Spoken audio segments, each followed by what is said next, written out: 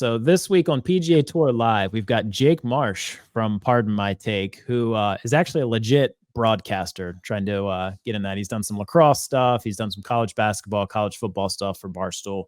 But he is on the call this week for PGA Tour Live. So we've talked a lot in the past few months just about broadcasters, with Zinger no longer being with NBC, Kiz being in the booth. They tried out Brandel.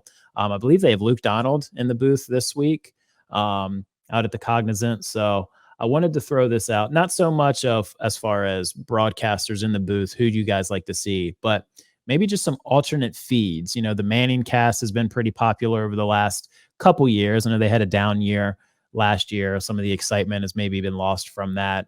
Kevin Hart has his own alternate feed during NBA Fridays, I think, on ESPN, which has had some funny moments and some funny clips and whatnot. But would you guys be interested in something like that? Whether it be a Barstool, some guys who are, aside from foreplay, maybe not super into the world of golf, but they're just kind of, funny, comedic. Maybe a Nate Bargatze who is into golf, but maybe just listen to him for 3 hours as the golf is in the background and kind of simulcast. And then maybe he has a little set list or something like that, or just hear his thoughts on golf, something like that. Is that something that would interest you guys? Pat, I'll toss it out to you first. Yeah, for me, it would interest. I mean, I like watching like the Manning cast.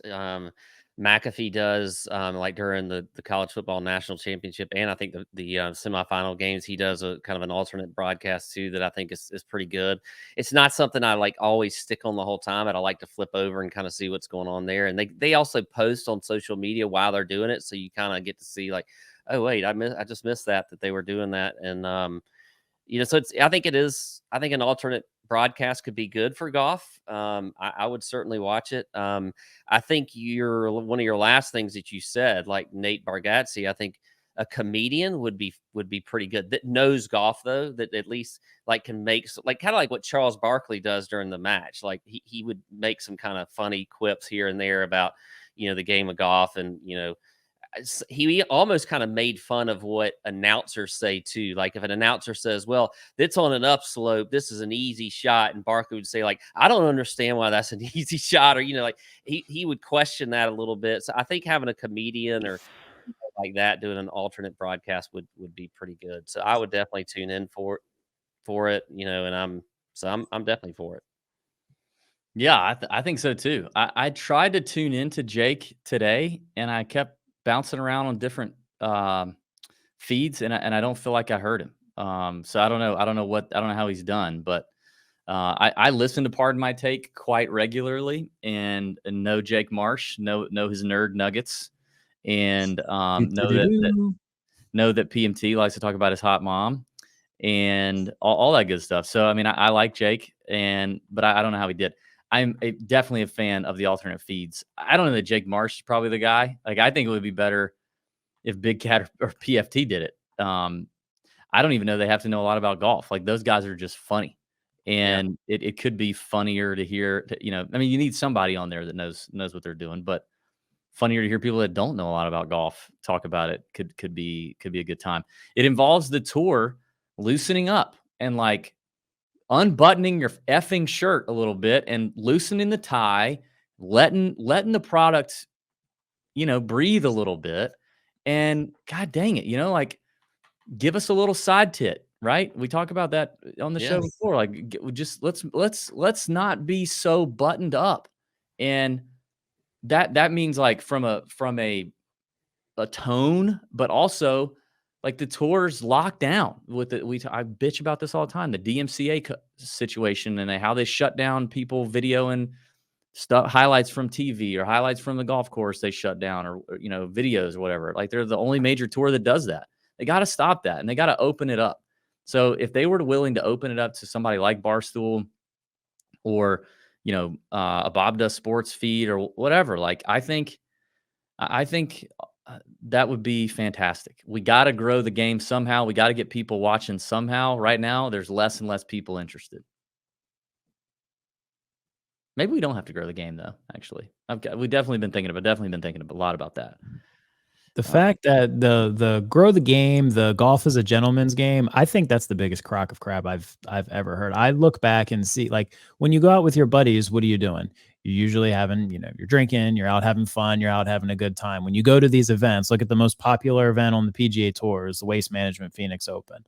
When I was watching the Jack Nicklaus documentary that Golf Channel put out a couple years ago now, but they had a putt from like the 20s or something like that, where as soon as the putt went in, and this wasn't Jack, but I just saw a highlight of it or whatever. As soon as the putt went in, everyone crowded around the hole, like punching each other, trying to get the ball out of the, like, fans get the ball out of the cup. So the fact that this is the gentleman's game and we need to be buttoned up and all that kind of stuff, I think there's a respect level. There's that kind of thing where, yeah, there's certain rules and you got to follow some guidelines, that kind of thing. But the fact that this is just a gentleman's game dating back to the 16, all that kind of, I don't know. I've never bought into that. I think that's, golf's been whitewashing its people for centuries now, right? Like, I mean, if you don't think that the best golfers in the world in the 100 years ago were not drinking beers, gambling on the course, gambling in cards in the locker room after, refusing to let,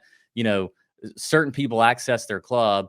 And if they, if they're traveling or they just won a tournament and they saw some, Marilyn Monroe type, they weren't like, hey, come give me some of that sweet, like they wanted women, alcohol, gambling. Like, so it's just like golf just decided at some point, we're just going to cover all that up like a deacon, in church.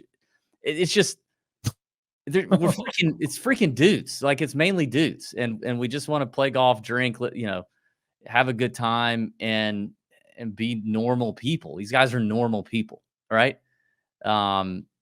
But I don't know. We just decided that at some point we got to make them all squares and, just, I don't know. Pat, how does that strike you as a Augusta Country Club child of? Why do you always go back? Jeez. How is that okay? Does that sit well with you? What do you think?